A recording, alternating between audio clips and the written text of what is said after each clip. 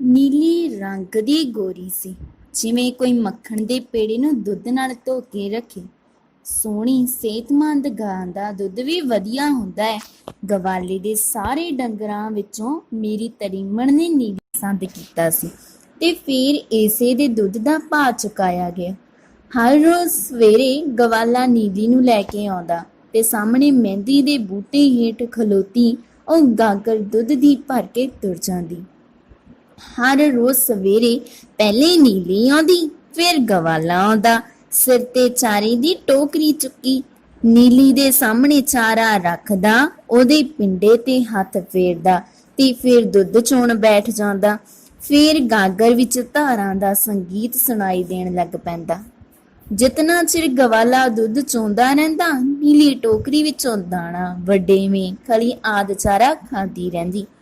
ਦੁੱਧ ਦਾ ਭਾਅ ਚੁਕਾਉਣ ਵੇਲੇ ਇਸ ਤਰ੍ਹਾਂ ਦਾ ਚੰਗਾ ਚਾਰਾ ਖਵਾਉਣ ਦੀ ਵੀ ਸ਼ਰਤ ਤੈਅ ਹੋਈ ਸੀ ਤੇ ਕਦੀ-ਕਦੀ ਮੇਰੀ ਤਰੀਮਣ ਉਚੇਚਾ ਜਾ ਕੇ ਟੋਕਰੀ ਵਿੱਚ ਵੇਖ ਲੈਂਦੀ। ਗਵਾਲਾ ਆਪਣਾ ਇਕਰਾਰ ਪੂਰਾ ਕਰ ਰਿਹਾ ਸੀ ਕਿ ਨਹੀਂ। ਚੰਗੀ ਖੁਰਾਕ ਡੰਗਰ ਨੂੰ ਮਿਲੇ ਤੇ ਦੁੱਧ ਚੰਗਾ ਹੁੰਦਾ ਹੈ, ਵਿੱਚੋਂ ਮੱਖਣ ਚੋਖਾ ਨਿਕਲਦਾ ਹੈ। ਹਰ ਸੋਚਦਾ ਉਸ ਨੂੰ ਮਸਾਲੇਦਾਰ ਚਾਰਾ ਖਵਾਉਣ ਦੀ ਕਿੰਨੀ ਕਾਹਲ ਹੁੰਦੀ ਹੈ। ਕਦੀ ਮੈਂ ਸੋਚਦਾ ਉਸ ਨੂੰ ਦੁੱਧ ਦੇ ਕੇ ਸੁਰਖਰੂ ਹੋ ਜਾਣ ਦੀ ਖੁਸ਼ੀ ਹੁੰਦੀ ਹੈ। ਨੀਲੀ ਨਿੱਤ ਆਉਂਦੀ, ਕਦੀ ਜਦੋਂ ਅਸੀਂ ਅਜੇ ਸੌਂ ਰਹੇ ਹੁੰਦੇ, ਕਦੀ ਜਦੋਂ ਅਸੀਂ ਸੌਂ ਕੇ ਉੱਠ ਰਹੇ ਹੁੰਦੇ, ਕਦੀ ਜਦੋਂ ਅਸੀਂ ਸੌਂ ਕੇ ਉੱਠ ਚੁੱਕੇ ਹੁੰਦੇ। ਮਲਕੜੇ ਆਉਂਦੀ, ਪਿੱਤਲ ਦੀ ਗਾਗਰ ਵਿੱਚ ਧਾਰਾਂ ਦਾ ਨਗਮਾ ਛੇੜ ਕੇ ਤੁਰ ਜਾਂਦੀ। ਕਈ ਮਹੀਨੇ ਇੰਝ ਹੀ ਗੁਜ਼ਰ ਗਏ। ਫਿਰ ਇੱਕ ਰੋਜ਼ ਸੁਣਿਆ ਨੀਲੀ ਅੱਜ ਲੱਤ ਮਾਰ ਗਈ ਹੈ। ਨਵੀਂ ਹੋਈ ਨੂੰ ਵੀ ਕਿਤਨੇ ਦਿਨ ਹੋ ਚੁੱਕੇ ਸਨ, ਬਹੁਤ ਦਿਨ। ਖੈਰ, ਸਾਨੂੰ ਨੀਲੀ ਦੀ ਉਡੀਕ ਨਹੀਂ ਕਰਨੀ ਪਈ। ਹੁਣ ਨੀਲੀ ਵੀ ਆਉਂਦੀ, ਪਿੱਛੇ ਨੀਲੀ ਦੀ ਵੱਛੀ ਵੀ ਆਉਂਦੀ। ਨੀਰੀ ਪੂਰੀ ਨੀਲੀ ਦੀ ਸ਼ਕਲ, ਗੋਰਾ ਗੋਰਾ ਰੰਗ, ਮਲੂਕੜੀ ਜੀ ਚਮੜੀ, ਲੰਮੀ ਫੁੰਮਣਦਾਰ ਪੂਛ, ਸ਼ਰਮਾਕਲ ਲੱਖ ਲਾਚਾਂ ਭਰੀਆਂ ਅੱਖੀਆਂ।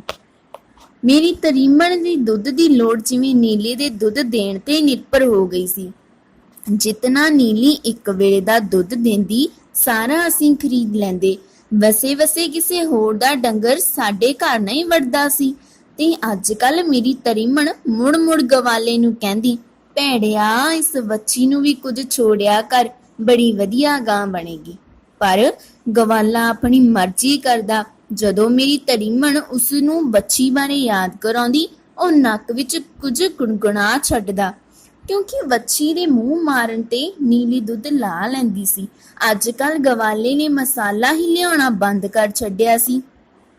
ਸਾਡੀ ਸ਼ਿਕਾਇਤ ਕਰਨ ਤੇ ਉਹ ਹਮੇਸ਼ਾ ਕਹਿੰਦਾ ਉਹ ਮਸਾਲਾ ਬਕਾਇਦਾ ਖਵਾਉਂਦਾ ਸੀ, ਕੇਵਲ ਵਕਤ ਉਸ ਬਦਲ ਛੱਡਿਆ ਸੀ। ਸ਼ਾਮੀ ਤੂੜੀ ਨਾਲ ਵੀ ਖਵਾ ਛੱਡਦਾ ਸੀ। ਮੈਂ ਜਪਦੀ ਰਹਿੰਦੀ, ਇਸ ਗੱਲ ਤੇ ਖੱਪ ਹਟਦੀ ਕਿ ਦੁੱਧ ਅੱਜ ਕੱਲ ਪਾਣੀ ਵਰਗਾ ਸੀ, ਤੇ ਕਦੀ ਇਸ ਗੱਲ ਤੇ ਖਪਣ ਲੱਗ ਪੈਂਦੀ ਕਿ ਗਵਾਲਾ ਵੱਛੀ ਲਈ ਚੂੜੀ ਦੁੱਧ ਵੀ ਨਹੀਂ ਬਚਾਉਂਦਾ ਸੀ ਤੇ ਵਿਚਾਰੀ ਬੇਜਵਾਨ ਹੱਡੀਆਂ ਦੀ ਮੁੱਠ ਨਿਕਲਦੀ ਆ ਰਹੀ ਸੀ। ਗਵਾਲਾ ਕਹਿੰਦਾ, ਨੀਲੀ ਵੱਛੀ ਲਈ ਦੁੱਧ ਛੁਪਾ ਕੇ ਰੱਖ ਲੈਂਦੀ ਹੈ ਤੇ ਪਿੱਛੋਂ ਉਸ ਨੂੰ ਪਿਲਾਉਂਦੀ ਹੈ, ਤੇ ਹਮੇਸ਼ਾ ਮੁੜ ਥਣਾ ਨੂੰ ਧੁੱਸਾ ਮਾਰ ਰਹੀ ਵੱਛੀ ਵੱਲ ਇਸ਼ਾਰੇ ਕਰਕੇ ਸਾਨੂੰ ਝੂਠਿਆਂ ਕਰਨ ਦੀ ਕੋਸ਼ਿਸ਼ ਕਰਦਾ। ਅਖੀਰ ਉਹੀ ਗੱਲ ਹੋਈ, ਵੱਛੀ ਮਰ ਗਈ। ਅਗਲੇ ਰੋਜ਼ ਗਵਾਲਾ ਨਿੱਕਾ ਜਿਹਾ ਮੂੰਹ ਲੈ ਕੇ ਆਇਆ। ਪਿਛਲੀ ਰਾਤ ਵੱਛੀ ਮਰ ਗਈ ਸੀ ਤੇ ਨੀਲੀ ਨੇ ਨਾ ਕੁਝ ਖਾਧਾ ਸੀ, ਨਾ ਕੁਝ ਪੀਤਾ ਸੀ। ਇੱਕ ਦਿਨ ਦੁੱਧ ਦਾ ਨਾਗਾ ਹੋਣਾ ਸੀ। ਮੇਰੀ ਤਰੀਮਣ ਦੰਦ ਕਰੀਚ ਕੇ ਰਹਿ ਗਈ। ਉਸਨੂੰ ਪਤਾ ਸੀ ਗਵਾਲਾ ਵੱਛੀ ਨੂੰ ਜਾਣ ਕੇ ਮਾਰ ਰਿਹਾ ਹੈ। ਪਹਿਲੇ ਵੀ ਨੀਲੀ ਦਾ ਵੱਛਾ ਵੱਛੀ ਕੋਈ ਨਹੀਂ ਸੀ, ਪਰ ਅੱਗੇ ਹੀ ਗਵਾਲੇ ਵਿਚਾਰੇ ਦਾ ਨੁਕਸਾਨ ਹੋ ਰਿਹਾ ਸੀ। ਖਬਰੇ ਗਾਂ ਉੱਕਾ ਹੀ ਲੱਤ ਮਾਰ ਜਾਏ। ਡੰਗਰ ਦਾ ਪਤਾ ਨਹੀਂ ਹੁੰਦਾ ਤੇ ਅਸੀਂ ਚੁੱਪ ਕਰ ਰਹੇ। ਨਾਲੇ ਗਵਾਲੇ ਦੀਆਂ ਅੱਖੀਆਂ ਵਿੱਚ ਅਥਰੂ ਤਾਂ ਪਹਿਲਾਂ ਹੀ ਡੁੱਲੂ ਪਏ ਕਰਦੇ ਸਨ। ਚੂਲੀ ਦੁੱਧ ਬਚਾਉਣ ਲਈ ਭੈੜੇ ਨੇ ਵੱਛੀ ਗਵਾ ਲਈ ਏ। ਗਵਾਲਾ ਜਦੋਂ ਮੁੜਿਆ, ਮੇਰੀ ਤਰੀਮਣ ਆਪਣੇ ਹੋਠਾਂ ਵਿੱਚ ਬੜਬੜਾ ਰਹੀ ਸੀ। ਅਗਲੇ ਰੋਜ਼ ਸਵੇਰੇ ਮੈਂ ਵੇਖਿਆ, ਕੋਠੀ ਦੇ ਗੇਟ ਸਾਹਮਣੇ ਨੀਲੀ ਆ ਗਈ, ਖੜੋ ਗਈ। ਪਿੱਛੇ ਗਵਾਲਾ ਆ ਰਿਹਾ ਸੀ। ਉਹਦੇ ਸਿਰ ਤੇ ਮਸਾਲੇ ਦੀ ਟੋਕਰੀ ਸੀ। ਅਕਸਰ ਸਵੇਰੇ ਜਦੋਂ ਨੀਲੀ ਇੰਜ ਆਂਦੀ, ਧੁੱਸ ਮਾਰ ਕੇ ਗੇਟ ਖੋਲ ਲੈਂਦੀ ਸੀ। ਅੱਜ ਚੁਪਾਤੀ ਜਿਹੀ ਆ ਕੇ ਗੇਟ ਦੇ ਬਾਹਰ ਖੜੋ ਗਈ ਸੀ।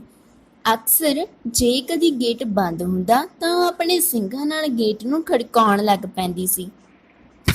ਅੱਜ ਉਸਨੇ ਇੰਜ ਨਹੀਂ ਕੀਤਾ। ਵੀਰਾਨ ਵੀਰਾਨ ਪਰਪੱਟਿਆਂ ਹੇਠ ਉਦਾਸ ਅੱਖੀਆਂ ਉਹ ਆ ਕੇ ਖੜੋ ਗਈ। ਤਲਾਵਾਂ ਤਲਾਵਾਂ ਗਵਾਲਾ ਆਇਆ, ਉਸ ਗੇਟ ਖੋਲਿਆ। ਉਹਦੇ ਪਿੱਛੇ ਨੀਲੀ ਆਈ, ਗਿਣ ਗਿਣ ਕੇ ਕਦਮ ਰੱਖ ਰਹੀ ਸੀ। ਬਰਾਂਡੇ ਵਿੱਚ ਮੈਂ ਖੜੋਤਾ ਸਾਂ। ਮੇਰੀ ਤਰੀਮਤ ਖਲੋਤੀ ਸੀ। ਮੇਰੀ ਤਰੀਮਤ ਕੋਲ ਸਾਡੀ ਬੱਚੀ ਸੀ ਜੋ ਉਛਲ ਕੇ ਪੈ ਰਹੀ ਸੀ, ਕਿਲਕਾਰੀਆਂ ਮਾਰ ਰਹੀ ਸੀ। ਮਹਿੰਦੀ ਦੇ ਬੂਟੇ ਹੇਠ ਗਵਾਲੇ ਨੇ ਮਸਾਲੇ ਦੀ ਟੋਕਰੀ ਲਿਆ ਕੇ ਰੱਖੀ ਤੇ ਉਹ ਹੱਥ ਮਾਰ ਕੇ ਖਲੀ ਦੀ ਖੱਟੀ ਖੱਟੀ ਖੁਸ਼ਬੂ ਨੂੰ ਖਿਲਾਰਨ ਲੱਗ ਪਿਆ। ਨੀਲੀ ਅਜੇ ਵੀ ਨਹੀਂ ਚਾਹੁੰਦੀ ਸੀ। ਫਿਕਰਾਂ ਵਿੱਚ ਉਖੜੇ ਉਖੜੇ ਕਦਮ ਬੇਦਿਲੇ ਪੈਰੋਂ ਆ ਰਹੀ ਸੀ। ਮਹਿੰਦੀ ਹੇਠ ਆ ਕੇ ਖੜੋ ਗਈ। ਉਸ ਟੋਕਰੀ ਵੱਲ ਵੇਖਿਆ ਤੱਕ ਨਹੀਂ। ਗਵਾਲੇ ਨੇ ਮਸਾਲੇ ਵਿੱਚ ਫੇਰ ਆਪਣੀ ਬਾਂਹ ਫੇਰੀ ਤੇ ਟੋਕਰੀ ਨੂੰ ਉਛਾਲ ਕੇ ਵੜੇਵਿਆਂ ਨੂੰ ਵਿਖਾਇਆ, ਦਾਣੇ ਨੂੰ ਵਿਖਾਇਆ। ਇਸ ਵਾਰ ਖਲੀ ਦੀ ਖੁਸ਼ਬੂ ਸਾਡੇ ਤੱਕ ਬਰਾਂਡੇ ਵਿੱਚ ਵੀ ਆਈ।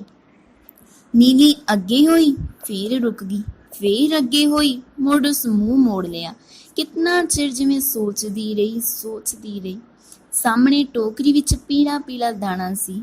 ਇੱਥੋਂ ਖਾਓ ਉਧਰ ਹਜ਼ਮ ਹੋ ਜਾਏ, ਨਾਲੇ ਖਲੀ ਖਾਓ ਤੇ ਭੁੱਖ ਕਿਤਨੀ ਲੱਗਦੀ ਹੈ। ਪਰ ਅੱਜ ਨੀਲੀ ਤੋਂ ਕੁਝ ਖਾਧਾ ਨਹੀਂ ਸੀ ਜਾ ਰਿਹਾ। ਗਵਾਲਾ ਨੀਲੀ ਦੇ ਸਿਰ ਤੇ ਹੱਥ ਫੇਰਨ ਲੱਗ ਪਿਆ, ਮੂੰਹ ਨਾਲ ਪੁਚਕਾਰਨ ਲੱਗ ਪਿਆ। ਕਿਤਨਾ ਚਿਰ ਇੰਜ ਕਰਦਾ ਰਿਹਾ। ਟੋਕਰੀ ਕੋਲ ਬੈਠ ਕੇ ਉਸ ਫਿਰ ਹੱਥ ਫੇਰਿਆ। ਖਲੀ ਦੀ ਖੁਸ਼ਬੂ ਫੇਰ ਉੱਠੀ। ਨੀਲੀ ਦੀ ਜਿਵੇਂ ਅੱਬੜ ਵਾਹੀ ਗਰਦਨ ਉਸ ਪਾਸੇ ਮੁੜ ਗਈ। ਆਪ ਹੀ ਆਪ ਉਸ ਦਾ ਕਦਮ ਜਿਵੇਂ ਅੱਗੇ ਪਿਆ ਤੇ ਉਸ ਟੋਕਰੀ ਵਿੱਚ ਆਪਣੀ ਥੂਥਣੀ ਛੱਡ ਦਿੱਤਾ। ਕਿਤਨਾ ਚਿਰ ਇੰਜ ਉਹਦਾ ਮੂੰਹ ਮਸਾਲੇ ਵਿੱਚ ਪਿਆ ਰਿਹਾ, ਪਰ ਨੀਲੀ ਤੋਂ ਕੁਝ ਖਾਧਾ ਨਹੀਂ ਗਿਆ। ਅੱਜ ਨੀਲੀ ਤੋਂ ਕੁਝ ਨਹੀਂ ਖਾਧਾ ਜਾ ਰਿਹਾ ਸੀ ਤੇ ਫਿਰ ਨੀਲੀ ਨੇ ਆਪਣੀ ਥੂਥੜੀ ਨੂੰ ਚੁੱਕ ਲਿਆ, ਗਰਦਨ ਨੂੰ ਟੋਕਰੀ ਵੱਲੋਂ ਮੋੜ ਲਿਆ, ਜਿਵੇਂ ਉਧਰ ਕੰਡ ਕਰਕੇ ਖੜੋ ਗਈ।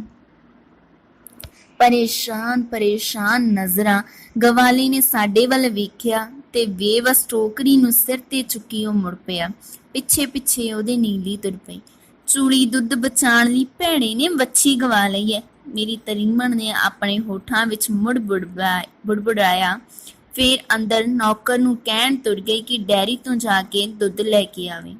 ਸਾਡੀ ਬੱਚੀ ਹੁਣ ਮੇਰੀ ਛਾਤੀ ਨਾਲ ਲੱਗੀ ਹੋਈ ਸੀ ਤੇ ਬਰਾਂਡੇ ਵਿੱਚ ਟਹਿਲਦਾ ਮੈਂ ਦੂਰ ਸੜਕ ਤੇ ਅੱਗੇ ਗਵਾਲੇ ਨੂੰ ਜਾਂਦਾ ਵੇਖ ਰਿਹਾ ਸਾਂ। ਉਹਦੇ ਪਿੱਛੇ ਨੀਲੀ ਸੀ, ਜਿਵੇਂ ਕੋਈ ਹਨੇਰੇ ਵਿੱਚ ਗਰੋਲੇ ਦਿੰਦਾ ਰਾਹ ਟੋਲਦਾ ਜਾ ਰਿਹਾ ਹੋਵੇ। ਨਾਲੇ ਡੈਰੀ ਤੋਂ ਗਊ ਦਾ ਤਨਕ ਗੋਆ ਵੀ ਲੈ ਆਈ, ਕੱਲ ਸੰਗਰਾਂਦ ਹੈ। ਚੌਂਕਾ ਲਿਪਣਾ ਮੇਰੀ ਤਰੀਮਤ ਉਸ ਨੂੰ ਸਮਝਾ ਰਹੀ ਸੀ। ਮੈਂ ਅਜੇ ਵੀ ਦੂਰ ਸੜਕ ਤੇ ਜਾ ਰਹੀ ਨੀਲੀ ਵੱਲ ਵੇਖ ਰਿਹਾ ਸਾਂ, ਜਿਵੇਂ ਪੇਤਲੇ ਪਾਣੀ ਵਿੱਚ ਸੁੱਕੀ ਗੇਲੀ ਡਿਕਡੋਲੇ ਖਾਂਦੀ ਹੈ, ਜਿਵੇਂ ਵਿਖਰੇ ਪੈੜਿਆਂ ਵਿੱਚ ਅਣਖਿਆਲਿਆਂ ਹੰਝੂ। ਕੱਟੀ ਹੋਈ ਗੁੱਡੀ ਵਾਂਗ ਜਿਵੇਂ ਡਹਿਣ ਕਰ ਰਹੀ ਹੋਵੇ, ਉਹ ਅੱਖੀਓਂ ਓਲੇ ਹੋ ਰਹੀ ਸੀ। ਤੇਜ਼ ਆ ਜਾ ਰਹੇ ਲੋਕਾਂ ਵਿੱਚ ਗੁੰਮਦੀ ਜਾ ਰਹੀ ਸੀ। ਸੜਕ ਤੇ ਕਈ ਲੋਕ ਕਿਤਨੇ ਤੇਜ਼ ਤੁਰਦੇ ਹਨ। ਅਗਲੇ ਰੋਜ਼ ਅਜੇ ਮੂੰਹ ਝਾਖੜਾ ਹੀ ਸੀ ਕਿ ਮੈਂ ਵੇਖਿਆ ਸਾਹਮਣੇ ਕੋਠੀ ਦਾ ਗੇਟ ਖੁੱਲਿਆ। ਅੱਗੇ ਗਵਾਲਾ ਸੀ, ਸਿਰ ਤੇ ਮਸਾਲੇ ਦੀ ਟੋਕਰੀ ਚੁੱਕੀ ਤੇ ਉਸਦੇ ਪਿੱਛੇ ਨੀਲੀ ਸੀ, ਮੂੰਹ ਚੁੱਕੀ ਜਿਵੇਂ ਖਲੀ ਦੀ ਖੱਟੀ ਖੁਸ਼ਬੂ ਸੁੰਘ ਰਹੀ ਹੋਵੇ। ਮੈਂ ਸੋਚਿਆ ਗਵਾਲੇ ਨੇ ਮੈਦਾਨ ਮਾਰ ਲਿਆ ਹੈ ਤੇ ਉਹੀ ਗੱਲ ਹੋਈ। ਮਹਿੰਦੀ ਦੇ ਰੁੱਖ ਥੱਲੇ ਉਹ ਆ ਕੇ ਟੋਕਰੀ ਵਿੱਚ ਉਸਨੇ ਹਲੇ ਨੀਲੀ ਅੱਗੇ ਵੱਧ ਕੇ ਟੋਕਰੀ ਵਿੱਚ ਮੂੰਹ ਮਾਰਨ ਲੱਗ ਪਈ। ਕੁਝ ਚਿਰ ਉਸ ਇੰਜ ਮਸਾਲਾ ਖਾਂਦੀ ਨੂੰ ਵੇਖ ਕੇ ਗਵਾਲਾ ਗਾਗਰ ਫੜ ਕੇ ਨੀਲੀ ਕੋਲ ਬੈਠ ਗਿਆ। ਨੀਲੀ ਪਰੇ ਹੋ ਗਈ। ਗਵਾਲੇ ਨੇ ਮੁੜ ਕੇ ਉਹਦੇ ਮੂੰਹ ਵੱਲ ਵੇਖਿਆ। ਟੋਕਰੀ ਵਿੱਚ ਮੂੰਹ ਦਿੱਤੀ ਮਸਾਲਾ ਤੇ ਖਾ ਰਹੀ ਸੀ। ਗਵਾਲਾ ਫੇਰ ਨੀਲੀ ਵੱਲ ਜ਼ਰਾ ਖਿਸਕਿਆ। ਨੀਲੀ ਹੋਰ ਪਰੇ ਹੋ ਗਈ। ਗਵਾਲਾ ਹਾਰ ਕੇ ਉੱਠ ਖਲੋਤਾ। ਨੀਲੀ ਮਸਾਲੇ ਦੀ ਟੋਕਰੀ ਵਿੱਚ ਆਪਣੀ ਥੂਥਣੀ ਜਮਾਈ ਹੌਲੇ ਮਸਾਲਾ ਖਾਂਦੀ ਜਾ ਰਹੀ ਸੀ। 3 ਦਿਨ ਦੀ ਭੁੱਖ ਜੋ ਸੀ। ਗਵਾਲਾ ਉਹਦੀ ਪਿੰਡੀ ਤੇ ਹੱਥ ਫੇਰਨ ਲੱਗ ਪਿਆ। ਕਿਤਨਾ ਚਿਰ ਲਾਡ ਨਾਲ ਉਹਦੀ ਪਿੱਠ ਤੇ ਆਪਣੇ ਪੋਟਿਆਂ ਨੂੰ ਫੇਰਦਾ ਰਿਹਾ। ਵਿੱਚ ਮੂੰਹ ਨਾਲ ਉਹਨੂੰ ਪੁਚਕਾਰਨ ਵੀ ਲੱਗ ਜਾਂਦਾ। ਮੁੜ ਉਹ ਨੀਲ ਨੀਲ ਕਹਿ ਕੇ ਬੁਲਾਉਂਦਾ। ਕੋਈ 5 ਮਿੰਟ ਉਹ ਇੰਜ ਹੀ ਕਰਦਾ ਰਿਹਾ। ਫੇਰ ਗਵਾਲਾ ਪੋਲੇ ਜਿਹੇ ਨੀਲੀ ਥੱਲੇ ਬੈਠ ਗਿਆ। ਹੁਣ ਨੀਲੀ ਮਸਾਲਾ ਜ਼ਰਾ ਤੇਜ਼ੀ ਨਾਲ ਖਾ ਰਹੀ ਸੀ। ਉਹ ਹਿੱਲੀ ਨਹੀਂ।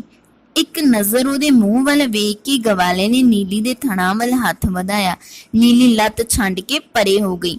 ਗਵਾਲਾ ਫੇਰ ਆਪਣਾ ਮੂੰਹ ਲੈ ਕੇ ਉੱਠ ਖਲੋਤਾ। ਮਸਾਲਾ ਤੇ ਖਾਂਦੀ ਜਾ ਰਹੀ ਸੀ, ਪਰ ਦੁੱਧ ਦਾ ਨਾਂ ਨਹੀਂ ਲੈਣ ਦਿੰਦੀ ਸੀ। ਗਵਾਲਾ ਅੱਗੇ ਹੋ ਕੇ ਨੀਲੀ ਦੇ ਨਿੱਕੇ ਨਿੱਕੇ ਸਿੰਗਾਂ ਨੂੰ ਸਹਿਲਾਣ ਲੱਗ ਪਿਆ। ਫਿਰ ਉਹਦੀ ਲੰਮੀ ਗਰਦਨ ਨੂੰ ਆਪਣੀਆਂ ਉਂਗਲਾਂ ਨਾਲ ਪਲੋਸਣ ਲੱਗ ਪਿਆ। ਕਿਤਨਾ ਚਿਰ ਇੰਜ ਕਰਦਾ ਰਿਹਾ। ਗਰਦਨ ਨੂੰ ਲੜਾਂਦਿਆਂ ਗਵਾਲਾ ਪਿੱਠ ਤੇ ਪੋਲੇ ਹੱਥ ਫੇਰਨ ਲੱਗ ਪਿਆ। ਪਿੱਠ ਤੇ ਹੱਥ ਫੇਰਦਾ ਉਹ ਨੀਲੀ ਦੀ ਪੂਛ ਨਾਲ ਖੇਡਦਾ ਰਿਹਾ। ਇੰਜ ਪਿਆਰ ਦਾ ਫੇਰ ਉਹ ਮਲਕਣੇ ਹੀ ਨੀਲੀ ਹੇਠ ਬੈਠ ਗਿਆ। ਕਿਤਨਾ ਚਿਰ ਬੈਠ ਪੂਛ ਨੂੰ ਮਲਦਾ ਰਿਹਾ। ਨੀਲੀ ਦੀਆਂ ਪਿਛਲੀਆਂ ਟੰਗਾਂ ਤੋਂ ਗੋਹੇ ਦੀਆਂ ਛਿੱਟਾਂ ਨੂੰ ਪੋਟਿਆਂ ਨਾਲ ਲਾਂਦਾ ਰਿਹਾ ਤੇ ਫਿਰ ਉਸ ਭਗਵਾਨ ਦਾ ਨਾਂ ਲੈ ਕੇ ਉਹਨੇ ਇੱਕ ਥਣ ਨੂੰ ਪੋਲੇ ਜੇ ਫੜਿਆ। ਨੀਲੀ ਨੇ ਜ਼ੋਰ ਦੀ ਲੱਤ ਛੰਡੀ ਤੇ ਫੁੰਕਾਰਦੀ ਹੋਈ ਪਰੇ ਹਟ ਗਈ। ਗਵਾਲਾ ਕਰੋਧ ਵਿੱਚ ਉੱਠਿਆ। ਇੱਕ ਨਜ਼ਰ ਉਸ ਨੀਲੀ ਵੱਲ ਵੇਖਿਆ। ਉਹਦੀਆਂ ਨਜ਼ਰਾਂ ਵਿੱਚ ਗਜਬ ਸੀ। ਇੱਕ ਸਾਹ ਨੀਲੀ ਮਸਾਲੇ ਨੂੰ ਖਾ ਰਹੀ ਸੀ ਜਿਵੇਂ ਕੁਝ ਹੋਇਆ ਹੀ ਨਹੀਂ ਹੁੰਦਾ। ਤੇ ਗਵਾਲੇ ਨੇ ਅੱਗੇ ਵੱਧ ਕੇ ਮਸਾਲੇ ਦੀ ਟੋਕਰੀ ਨੂੰ ਖੋਲਿਆ ਤੇ ਉਸ ਨੂੰ ਸਿਰ ਤੇ ਰੱਖ ਕੇ ਤੇਜ਼ ਕਦਮ ਮੁੜ ਤੁਰਿਆ। ਨੀਲੀ ਉੱਥੇ ਦੀ ਉੱਥੇ ਖੜੋਤੀ ਗਰਦਨ ਮੋੜ ਕੇ ਗਵਾਲੇ ਨੂੰ ਵੇਖਣ ਲੱਗ ਪਈ। ਉਹ ਤੇ ਮਸਾਲੇ ਦੀ ਟੋਕਰੀ ਚੁੱਕੀ ਬਾਹੋਂ ਦਾ ਹੀ ਜਾ ਰਿਹਾ ਸੀ। ਦੂਰ ਕੋਠੀ ਦੇ ਗੇਟ ਕੋਲ ਜਦੋਂ ਉਹ ਪੁੱਜਾ, ਨੀਲੀ ਉਡੀਕੀ ਜਿਵੇਂ ਉਸ ਨੂੰ ਬੁਲਾ ਰਹੀ ਹੋਵੇ। ਗਵਾਲੇ ਨੇ ਪਰਵਾਹ ਨਹੀਂ ਕੀਤੀ। ਜਦੋਂ ਹੱਥ ਵਧਾ ਕੇ ਉਹ ਗੇਟ ਨੂੰ ਖੋਲਣ ਲੱਗਾ, ਨੀਲੀ ਨੇ ਫਿਰ ਉਡੀਕ ਕੇ ਜਿਵੇਂ ਉਹਨੂੰ ਬੁਲਾਇਆ। ਗਵਾਲਾ ਗੁੱਸੇ ਵਿੱਚ ਕੋਠੀ ਤੋਂ ਬਾਹਰ ਚਲਾ ਗਿਆ। ਕਿਤਨਾ ਚਿਰ ਉਂਝ ਦੀ ਮਹਿੰਦੀ ਹੇਠ ਖਲੋਤੀ ਬੂਥੀ ਚੁੱਕੀ ਨੀਲੀ ਗੇਟ ਵੱਲ ਵੇਖਦੀ ਰਹੀ ਜਿਵੇਂ ਗਵਾਲੇ ਨੂੰ ਉਡੀਕ ਰਹੀ ਹੋਵੇ। ਵਿੱਚ ਨੀਲੀ ਕਦੀ ਉਡੀਕਦੀ ਜਿਵੇਂ ਗਵਾਲੇ ਨੂੰ ਆਵਾਜ਼ਾਂ ਦੇ ਰਹੀ ਹੋਵੇ, ਜਿਵੇਂ ਨੀਲੀ ਉਹਨੂੰ ਕਹਿ ਰਹੀ ਹੋਵੇ, ਮੇਰੇ ਮਾਲਕ, ਤੈਨੂੰ ਕਿਉਂ ਨਹੀਂ ਸਮਝ ਆਉਂਦੀ? ਅਜੇ ਤੇ 2 ਦਿਨ ਨਹੀਂ ਹੋਏ ਮੇਰੀ ਬੱਚੀ ਨੂੰ ਮੋਇਆ। ਮੇਰੀ ਕੁੱਖੋਂ ਜਾਈ ਮੇਥੋਂ ਖੋਹ ਲਈ ਗਈ ਹੈ। ਮੇਰੀ ਅੰਦਰ ਹਾਏ ਉਹਦੀ ਯਾਦ ਵਿੱਚ ਸਾਰਿਆਂ ਨਹੀਂ ਵਿਸਰਦੀ।